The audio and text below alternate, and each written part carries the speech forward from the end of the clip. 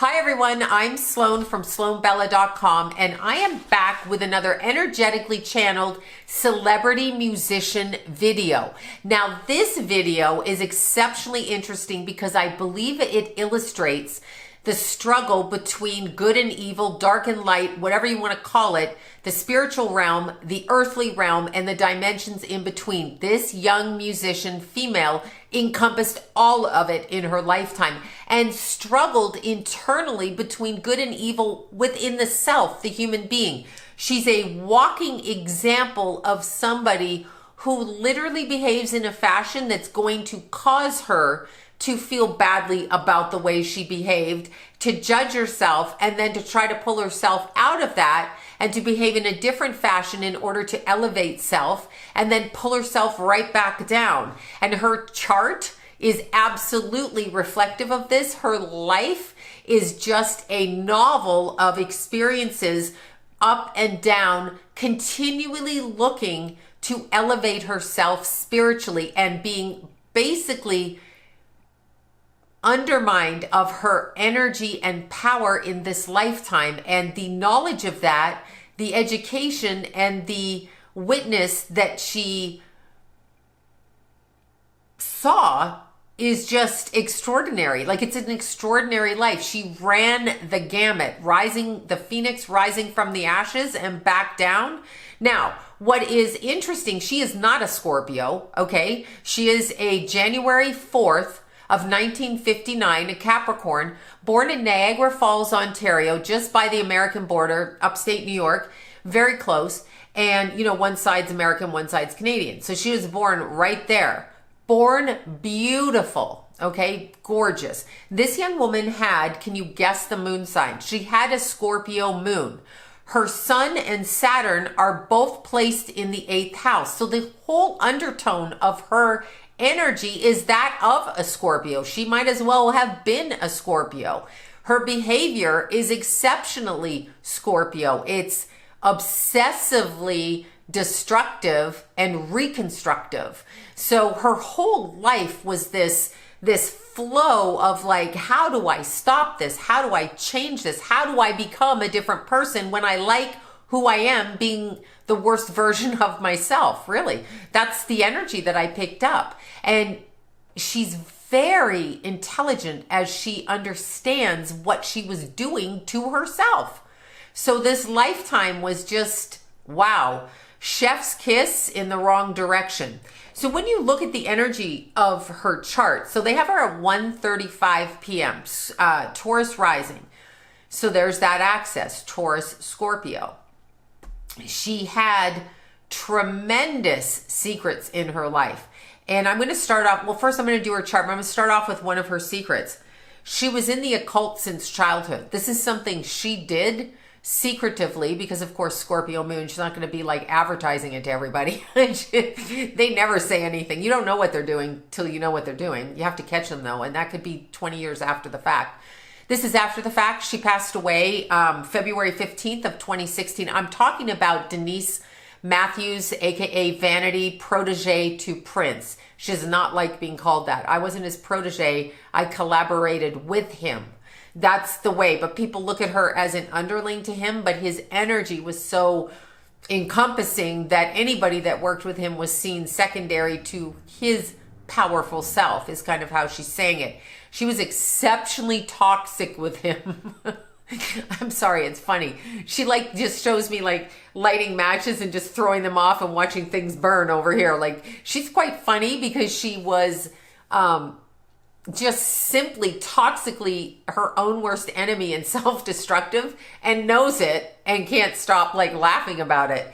But anyway, she had a Mars in the 12th house in Taurus. Mars in Taurus and Taurus rising. Now, Taurus is one of the Venus-ruled signs along with Libra. I believe that Taurus rules Earth. So I don't even think Taurus is a co-ruling sign to Venus. I believe the planet that is connected to Taurus is Earth. Because on the Earth, we look at all things tangible, security, money, foundation, sensuality. A Taurus rising If they like drugs, you're never going to get them to stop. They will do drugs until it kills them, which I think was the case in her point. They will do it and do it and do it and do it until they can't do anymore. Okay, so think of Scarface, think of that big powdered mountain, just think of that. That's what happens when a Taurus likes something. If they like food, you're going to get them eating. This is just the way it is. With her Mars in Taurus in the 12th house is an example of self-indulgent male role models, along with the sun squaring the North Node, is blocking her power. The North Node in our chart is where we go in this life once we accomplish. It's what's unknown to us, but it's the arrow in the direction we are to go. And so when that path is blocked, we can't accomplish what we need to do. And that's what happened to Denise, aka Vanity. By the way, she gave herself the name, and she did so when she was a little girl. Over and over and over again, she called herself Vanity. Vanity, Vanity, Vanity. This is the name that she used during her childhood occult practices. That's right. She practiced in childhood. She had inner knowledge of what she needed to do in order to get where she needed to go. She was constantly talking to friends in the mirror, aka scrying. Okay, that's a form of scrying when you look in the mirror and you talk, because a mirror is a portal. So she was scrying as a young child. She was scrying her intentions into being, and Vanity existed by the time she was 7 or 8. That is a name she called herself.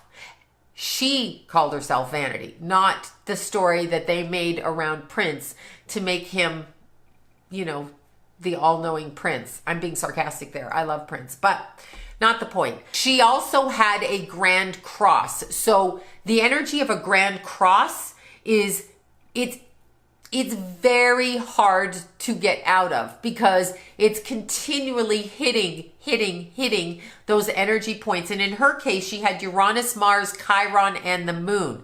So it's all triggered by her emotional nature. And when somebody's on drugs or they're not stable, then it's going to be triggered a hell of a lot. Now, when you look at her chart and you see that her sun is placed in the 8th house, you begin to understand that the energy around her was basically that of a Scorpio undercurrent, aware of manipulation type of energy. She's very aware of that. Saturn in the 8th house speaks to the abuse she suffered in childhood.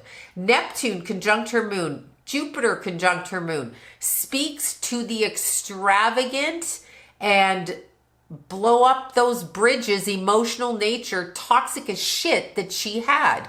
She wasn't going to back down. Now, Neptune on the moon is creative as hell. It also does not want to be stuck in an earthbound reality. Meanwhile, her ascendant in Taurus is pulling her to be an earthbound, stable person. She wants to play in the ethers and play, you know, with her colored glasses on and see what she wants to see. And the other half of her chart is saying, you need security, you need to build, you need to do this. And the Capricorn side of her chart is saying, achieve. It's conflicted, okay? It's just conflicted. Now, let's go to the energetic part. So when I was looking at the energy of Denise, immediately she comes into this world conflicted. It's chaotic and conflicted. So the family she was born into must have been very chaotic, and she must have had no way how to navigate, not knowing how to navigate through it. The father was of color, the mother was white. So immediately she's both. And she expresses distinctly that this made her feel less than. She could see she was gorgeous, but she also could see that it wasn't seen that way in the outer vision of people around her. I'm sure it actually was, but somehow in society it's been screwed over for people that are of mixed races. She struggled with that. And remember, she's born in 1959. She struggled with that, looking at herself, because she didn't look like other people. So one of her occult, and I'm going to use this as a child, she talks about it. Her dad didn't want much to do with her. He did, but he didn't. He wanted to come in and control her. These men try to control me all the time, all the time, all the time. She's exceptionally powerful, and she had to have faith in her life. She lost her faith a lot and then brought it back, okay? The first time she lost faith in the things around her is when she started to do the occult practices or the metaphysical practice, the magic practice, call it whatever you want. She did this. Now, a lot of kids play with Ouija boards, and a lot of kids play with tarot cards, and a lot of kids conjure up energies. You know, in the horror movies, they do this. She literally, and I'm going to say this, was in the closet, okay, not in a gay way, but in the closet metaphysically. So in the metaphysical closet, and she was bringing about energies that talked to her as a child because she wanted to gain power, basically to get the approval of her father, who tried to control her and constrain her, and her mother ignored her and then was overly protective with her. So she's showing me this complete focus on her, but not really on her. It's all around her, but it's not on her. So her life was orchestrated and pulled in so many different directions. She felt powerless, really powerless. Now, when you look at the pictures of her, she's extraordinary looking. She's well-spoken. She sings, she dances. That's the thing I like about her. I grew up in the clubs when she first came out, early 80s. And she just had a presence on stage where she effortlessly walked on stage, and you were like, she's not nervous, she's not shy. In fact, she's nonchalant and doesn't give a shit. Like, she did wonderfully. But then she shows me her emotional nature, and the voice is constantly talking to her.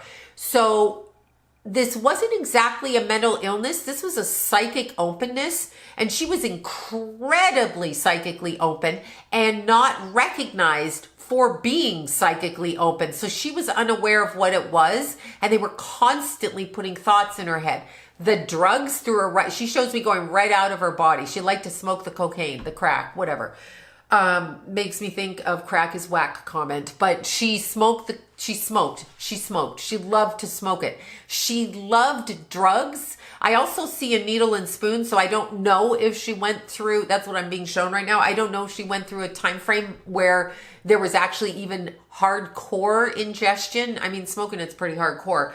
But she suffered from that in her choices and her behaviors, and she repented, and she wanted, and I hear the word, she wanted to work for God. She wanted to work for God. So she promised to clean herself up and work for God because her health was spared. She drove herself completely, and I don't like Prince, she says. That just came out of left field. I'm talking about health. She says he caused a lot of her health problems. Okay, I'm going to have to give him a break here because I'm sorry, that just made me laugh. She didn't like him because he was so controlling over who she was. And she was like, I'm not who you fucking want me to be. I'm who I am. This was constant in her life. People projected a vision onto her like she was a palette, and they could fix her up and put her out there, wind her up, and she would do what they'd say. And she says every time, I deliberately blew it up. Blew it up.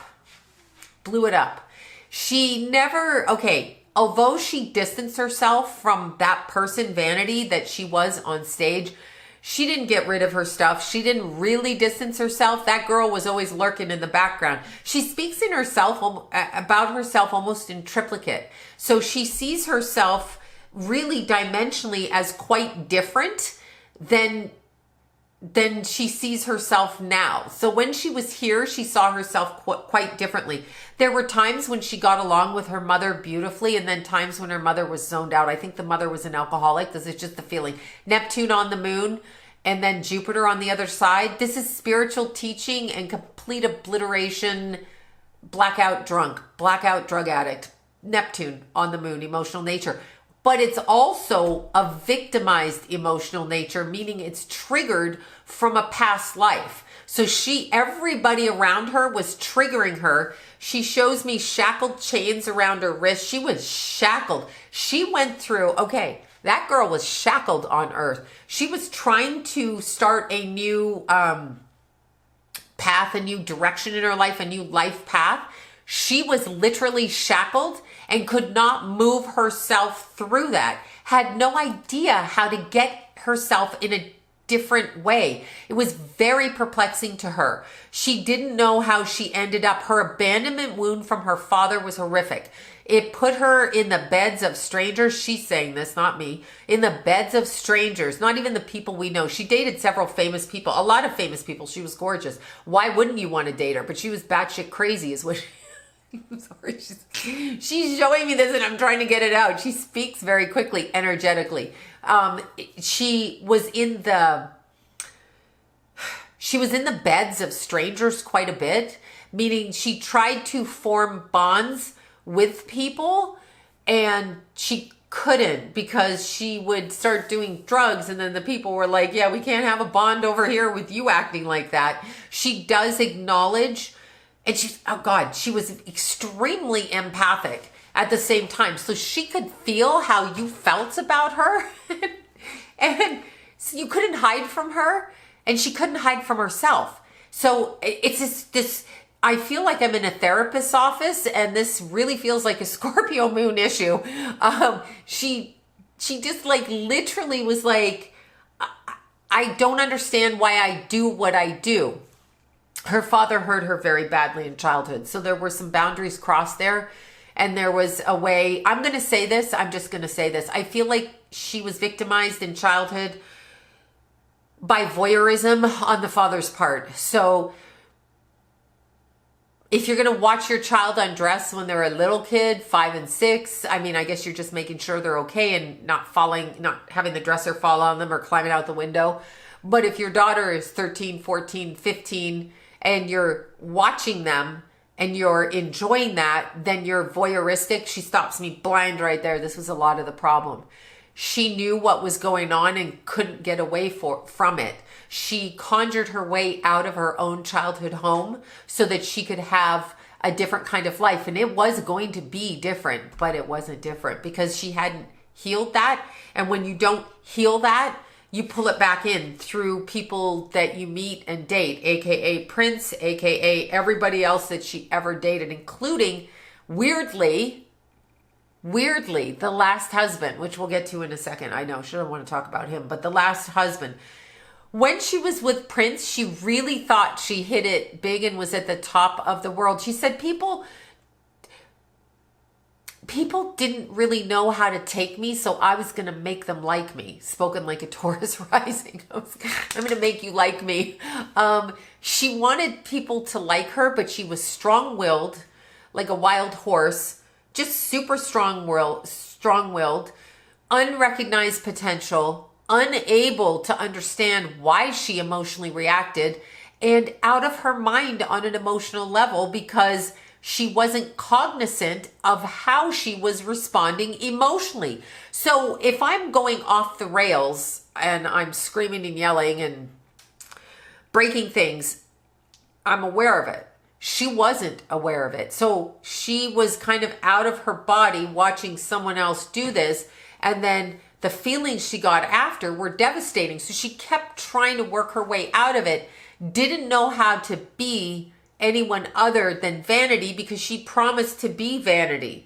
So there was a promise made there. This is the ritual shit she was doing as a kid. This is the metaphysical practice, occult practice, whatever you want to say, conjuring, okay? And conjuring can mean anything when you light a candle to a specific deity to conjure that deity to bring something into your life, money, love, power, whatever it is. That is conjuring. And don't think it doesn't work. It works. She's living proof of this. Now, this is how she described, sorry, I'm going to say it. She was one of God's soldiers. She loved God and wanted to work for God and also hated God and wanted to get away from God. This is inside of her. I'm not saying this. This is what she's kind of making me feel.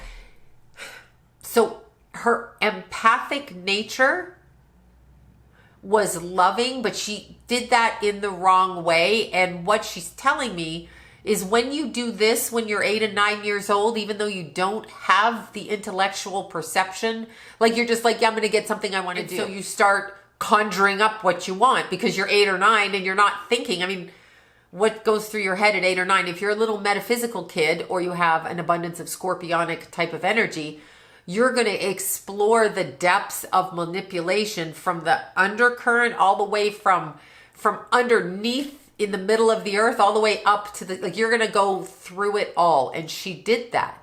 But the repercussions of her doing that is she could never get rid of the voices that kept talking to her. This was hugely problematic for her. She couldn't get rid of it. So she could never think peacefully, and the drugs stopped her from hearing a lot of these voices. I hear this quite a bit. But then the drugs made her do things that she would wake up from and be like, what the did I just do? Like, she was a little living nightmare with people.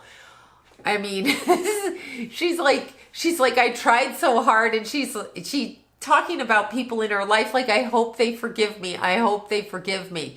She was brutalized at the end of her life, and I'm not talking about the last marriage. I'm actually talking about the people that stole my identity, brutalized me. So somebody stole the essence of who she was. Now, I don't know if she's talking like literally, and this would be just before she died. So she died of kidney failure, which is commonly known. Like, if you're going to do the cocaine, the meth, the crack, the whatever, crack is cocaine, whatever. If you're going to do all of that, that is going to affect your adrenal system, of which the kidneys are part of. But also the Neptune on the moon and Jupiter means you're going to blow it out of the park in an excellent way. Like, you're going to be like, that's excellent. I think I'll self-destruct 7,000 times better than anybody else because I got to be an overachiever. She's this real dichotomy within her personality. And she tried so hard, but she wasn't honest, is what she says. No, I wasn't honest.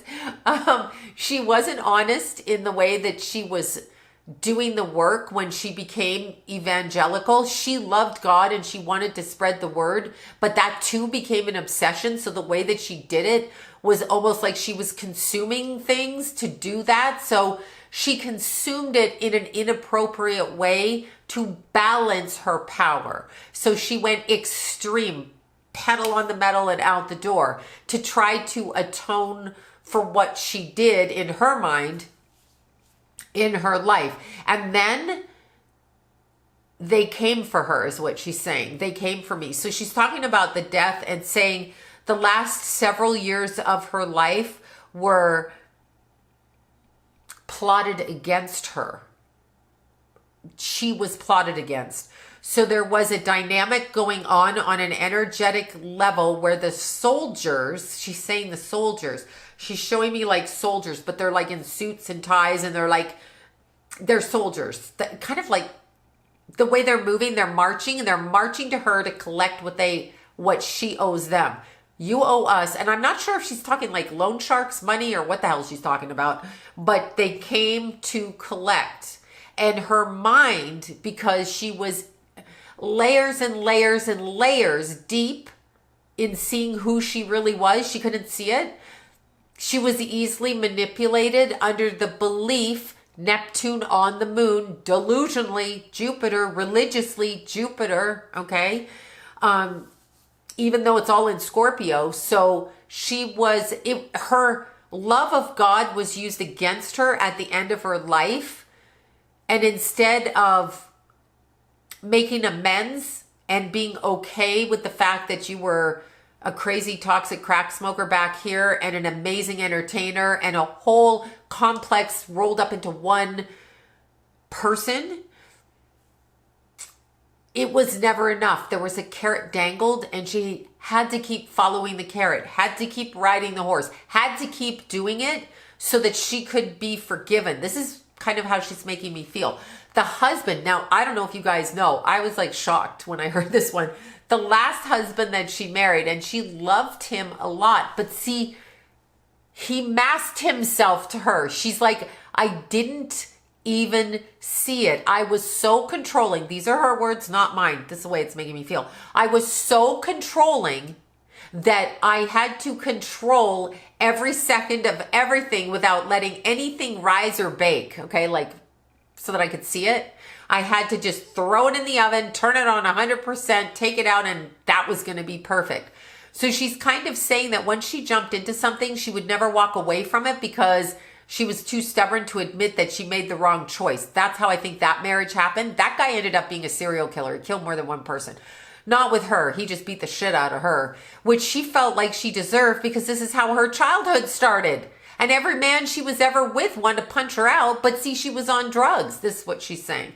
They all wanted to do it. But this goes back again energetically to being raised around violence or spoken or sexually abused in a voyeuristic sense where that's sexual violence on a child because it's unknown, but it's known by the soul. The person will wear it. And she's an example of a person who wore it. Oh, I'm at peace now. I'm at peace now. Her death, there's like 3 people around her. She's looking in the face of somebody, but she's lost consciousness before she passed. I know it's just kidney failure. I don't know what that means in the hospital, but she was unable to like look or speak. And the person was talking, whoever the woman is that's talking to her face, and the woman does not look like a family member to me. It looks like another person, a friend. And that woman is talking to her. There's 3 of them in the room. And she heard that conversation. I'm at peace. She immediately passed out of her body. This, oh my God, this is just so fucked up. Her kidneys were wrecked from the drugs, yes. But her kidneys were wrecked from the father's behavior, and the binding that the father put on her from the most recent past life followed her into this life. We don't know this though. This is what's so confusing. You were raised in a family. You have no idea who energetically your relatives are. And we're taught like, that's your dad, that's your mom, be nice, right? She knew and loved him anyway. So she tried to show unconditional love. And part of why she passed was because she was unable to reconcile what happened to her in her early life before the age of 8 with her father in her childhood and the explanation from her mother. So she was kind of scapegoated in her family. Like, I don't think she was treated nicely in her family. And I really feel what I'm seeing. I'm seeing the father, and he fancies himself a business guy, whatever. I don't know if he was or not. I don't even know what her dad did. But the door is open and another man takes her hand. So the dad was like, here's my daughter kind of person. And I don't know if this is for, I really feel it's photographs. I feel she was photographed. I feel that that voyeuristic thing in childhood had a sexual tint on it. I mean, who does that anyway? Why are you sneaking up on your kid watching them? This is what happened to her kidney at the end of her life, is how she's describing it.